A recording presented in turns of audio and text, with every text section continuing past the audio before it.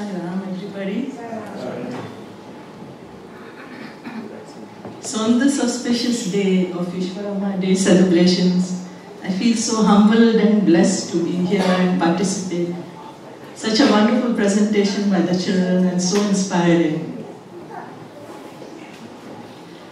I just wanted to talk to you or just take a few glimpses at the life of the noble mother of our avatar, Mother Easwaramma.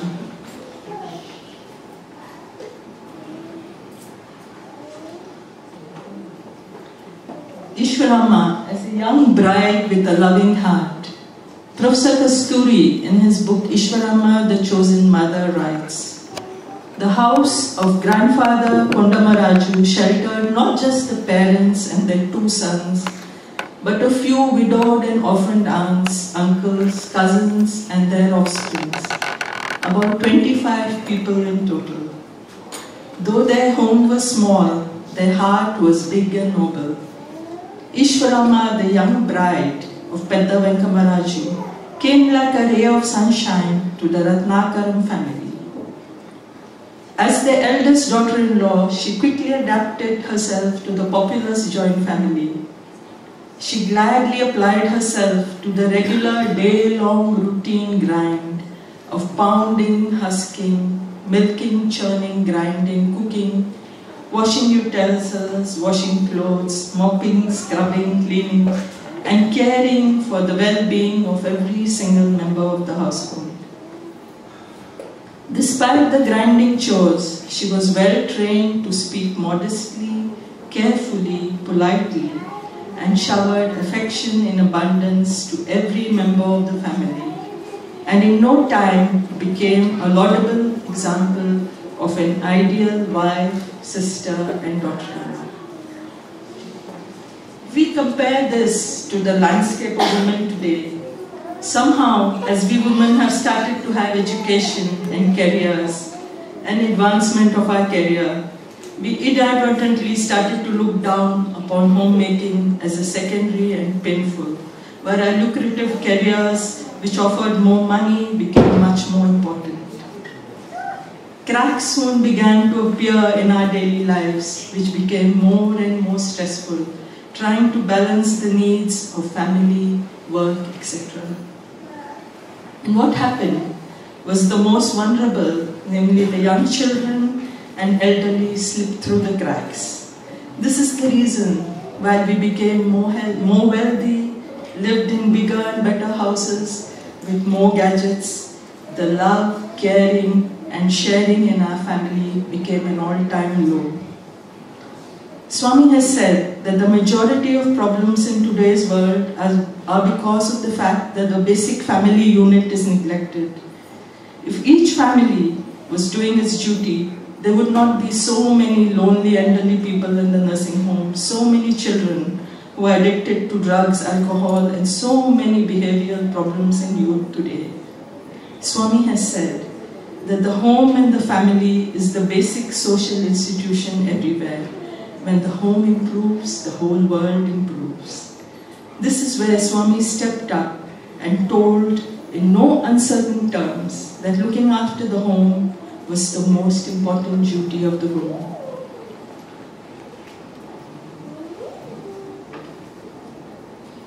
In his Ladies' Day discourse in 1996, Swami has said, "The home is the abode of dharma which protects and safeguards the country. It's the floodlight which illumines the world and sustains it. Women should realize that irrespective of their education or position, their foremost obligation is to protect the home." In this phenomenal world, whatever pleasures and satisfactions one may derive elsewhere, if there is no joy at home, it becomes veritable hell. The home is heaven itself. It's the duty of the woman to maintain it as such. At least from now on, you must strive to sanctify the home and turn the family towards the divine path.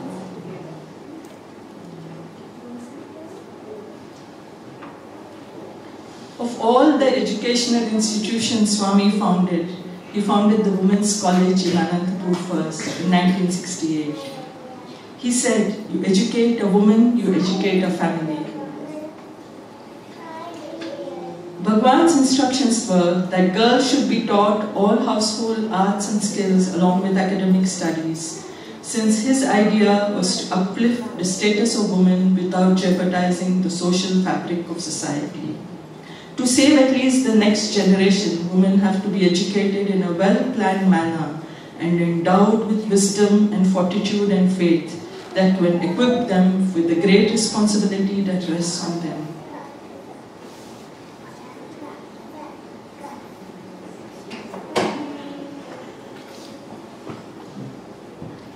He reinforced that homemaking was the highest spiritual discipline. He reminded us that when all is well on the home front, life will expand with greater ease beyond the home as well. He knew by educating girls, he was educating the entire family on how to live a values-based life. He said the path of jnana or knowledge came into play in the very act of cooking a wholesome meal for the family, as one had to know which ingredients and in what quantity to use to make the food healthy and tasty. If a knowledge of balanced culinary skills was indicated of jnana marga, the very act of preparing the meal was karma marga, path of action. The path of bhakti or devotion is easy to follow. If one thinks of God while cooking, offers the food to God as prasadam or consecrated food for the family members that consume it, seeing them as the incarnations of the same divine. Then to serve it, one must be loving, ever smiling, happy to have the privilege of doing so. When undertaken in such a spirit, the seemingly simple act of cooking and serving a meal becomes the highest spiritual discipline.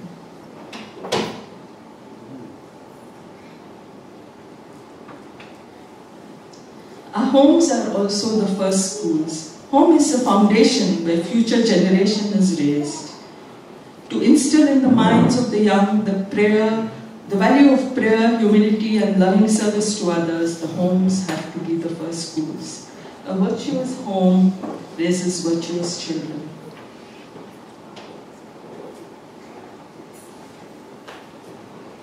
Let's go back to Mother Easwaramma, raising a divine child.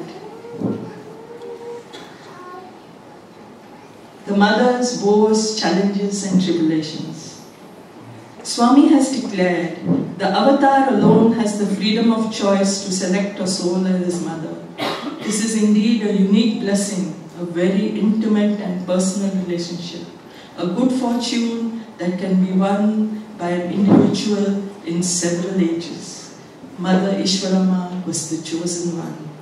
Despite her abundant virtues of simplicity, purity, innocence, faith in God, honesty and loving care, she suffered a lot.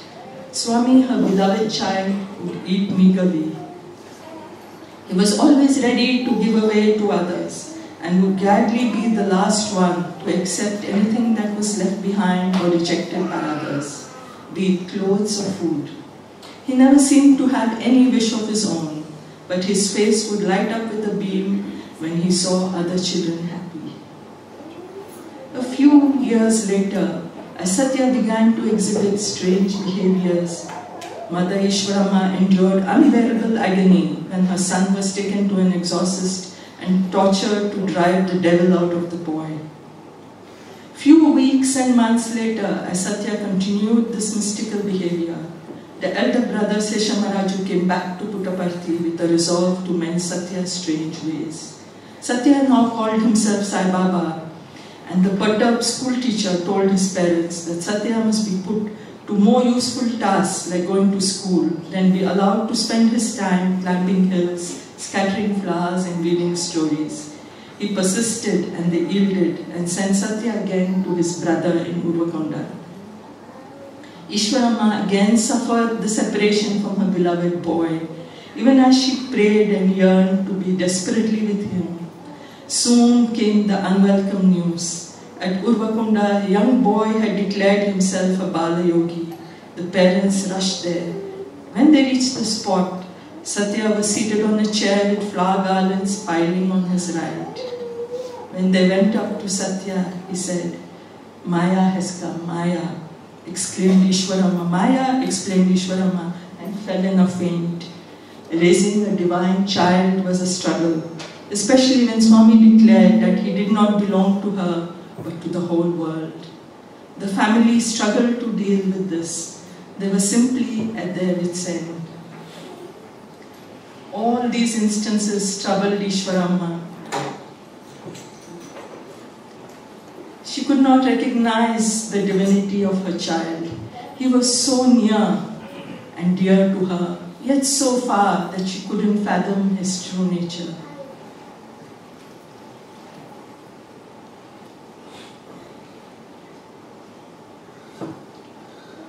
Swami has said about mothers, motherhood is the most precious gift of God.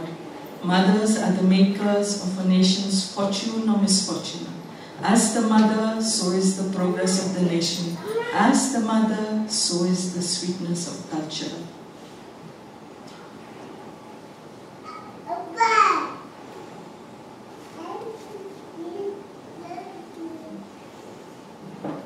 The mother is also the first teacher. Swami has said, establish the status of the mother in the home as the upholder of spiritual ideals and therefore the guru of the children. Every mother must share in this effort, the expansion and steady manifestation of God, consciousness latent in every child. The souls that Swami gives, his devotees are highly evolved souls. These souls are extremely aware and powerful. How else can you explain the fact that they have come to Swami at such a young age? Swami is counting on us to empower his values into their character, because they will need this strength to help him in his divine mission. The question is, Swami has given us a jewel. Do we return it to him, tarnished or illuminated? However, bringing our children in today's environment is not easy. Today we find, even at home, even before the child has ventured out into the world, we are bringing all the negativity, all the horror of the outside world into our home through the television. This has invaded into the privacy of our homes and destroyed the family unit. We cannot cover our children in cotton wool. Once they step out into the world, whatever we teach our children at home and what is reinforced in the SSC education is challenged. Their peers become more important. We can all remember the long, anxious wait we have for our teenage children to hope they are safe and they return home safely. But we must realize that our children have come with their own karma, and we must allow it to play out. Just as Mother Easwaramma had to accept the divinity of her son and his role as a world leader. At this point, we have to surrender to our omnipresent dear Lord and trust that He takes care. We've all been blessed by living with God in His physical presence. It has been a great privilege. How can we forget the wonderful darshans, discourses, programs in the divine presence? In the recent Swami's 90th birthday celebrations, Leonardo Gupta, an Argentinian devotee, said, all of you have traveled thousands of miles to be here, but you do not realize that each and every one of you has traveled thousands of lifetimes to be contemporaries of Swami. So having lived with Swami, we must now live in Him. His voice, which has become silent, must talk to us from within. To tune into Swami's voice, we must develop a relationship with Him. It takes time and effort like any other relationship. The intent must be there to seek guidance from Him. Swami's voice can be only heard in the depths of silence. We have to quieten our inner chatter.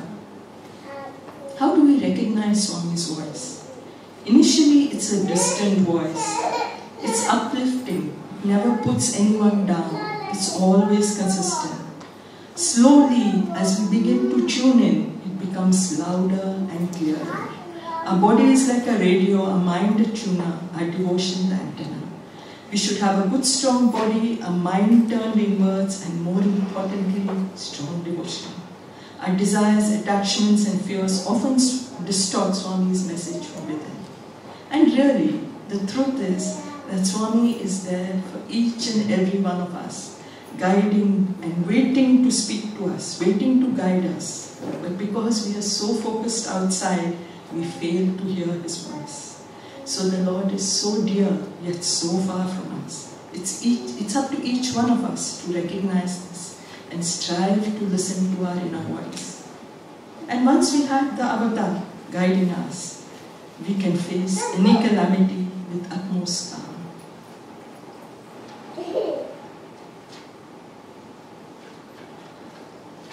Let's go back to Mother Easwaramma. After Swami declared that he has come to save the world, after deep contemplation, the mother decided to ask Sathya for a boon that would eventually bring new joy to every being in the universe. She waited until he finished his bhajans and the crowd slowly reduced. She went to Sathya, now seated as Sai Baba on the boulder, and begged of him. Sathya, said his mother, you are free from Maya, but we are still in Maya. We will not interfere in your ways. But accept it. Please give me one word that you will remain in Puttaparthi.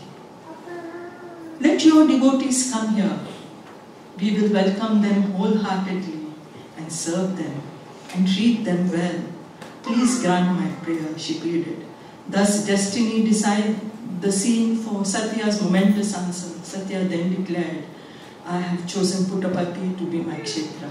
I grant this boon to you and to everyone in this village and the universe. I shall always remain here. Easwaramma was delighted, and then came the third stage of her life. This phase of life was filled with uncertainty, transforming herself into a sevadar in the Lord's mission. Every stage in her life as a mother posed new challenges to the mother, and at every critical juncture, she let her virtues grow as abundantly as the Lord's love. She also learned to quietly accept the Lord's will and surrendered her fears and anxieties.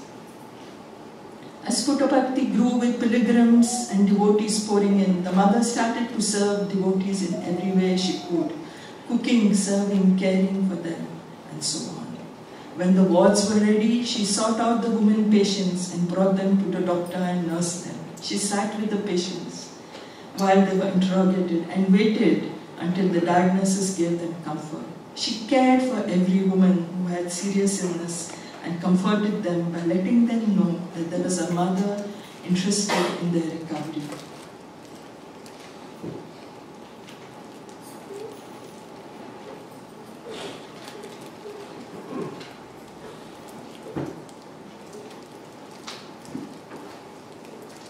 When Swami hosted the optical diseases diagnosis treatment camp, the Mother Easwaramma and the other volunteers washed the faces, oiled and plaited the hairs of the women patients, allayed their fears, and were with them when they went through the operation and received the blessing of wisdom. She was always modest and at ease among villagers and visitors. She was very happy when the villagers were fed, clothed, cared, and rehabilitated. Easwaramma learned the art of enthusiastic giving and caring from Swami, and was always ready to offer a word of consolation to assuage the grief of her fellow human beings, and took immense joy when Swami asked her to distribute the saris to the women folk. Service with love was the be-all and end-all of Mother Easwaramma. She stands out as a shining, illustrious example of Sevadar. She shunned limelight and publicity of all sorts, and did her seva silently, lovingly, and consistently throughout her life. As the mother grew in age and wisdom, her life slowly and steadily transformed into one of deep stillness, prayer, and joy. The Lord too abundantly showered His infinite love and compassion on this noble soul. As an ultimate consummation of a lifetime of modesty, simplicity, and humility, her end came easily and peacefully. Describing the scene, Swami would say, around 7 a.m., After her prayer, she drank coffee and called out to me, "Swami, Swami." I immediately responded, "Coming, coming." In that call, she breathed her last. What greater sign of auspiciousness is needed to a life that was full of virtue? Unconscious of the last moment in this sojourn, the mind usually strays to some object or the other, food, jewelry, or an extreme fantasy. It seldom dwells on the divine. But for Mother Easwaramma, it was an authentic consummation that every devotee must strive for. It's an excellent example, worthy of emulation by millions of devotees, declared Swami. Following Easwaramma's example and inspiration, in the midst of our worldly chores, let us speak outside and serve our community with whatever resources we may have. Spread our love and light as wide as we possibly can.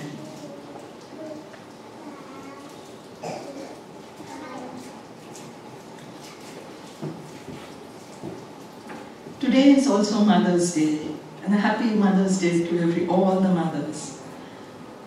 And Swami has said, you need not follow anyone. It is enough if you engage yourself in activities that would satisfy your mother. If you're happy, if your mother is happy and contented, that will confer great blessing on you. Whatever your mother says, obey her command willingly and sincerely. That is what is required today. Obey your mother and become recipients of her love.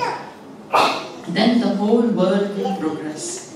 You need not undertake any other acts of merit. Sacrifice your entire life to satisfy your mother.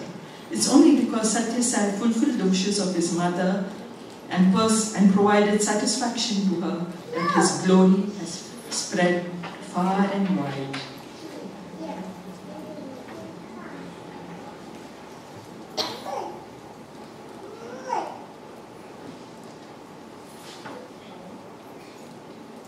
I'll conclude with a personal note on Easwaramma, which was sent to me some years ago.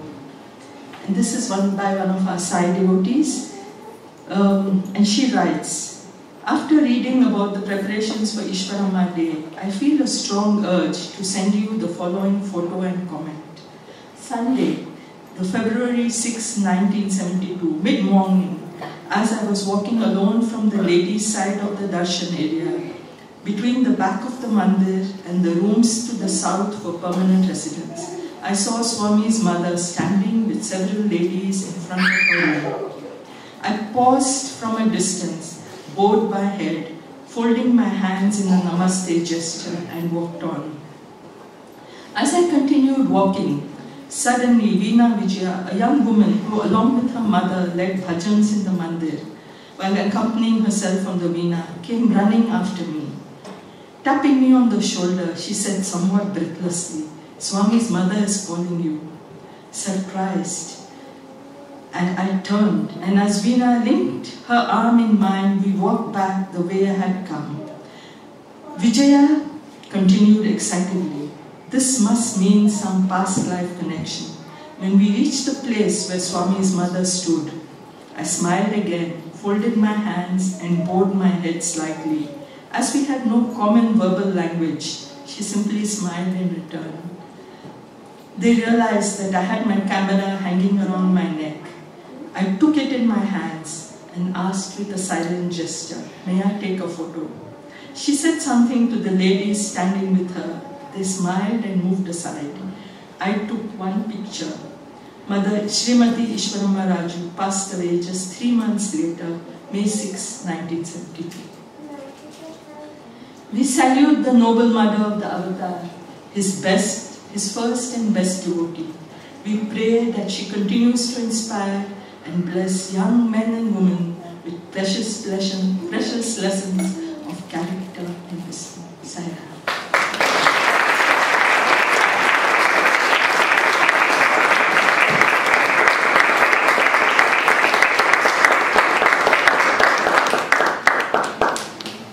Thank you, Aunty Lakshmi. That was a really inspiring speech, which I think really helps us to recognize the true importance of women in society today, seen through the example of Mother Easwaramma herself.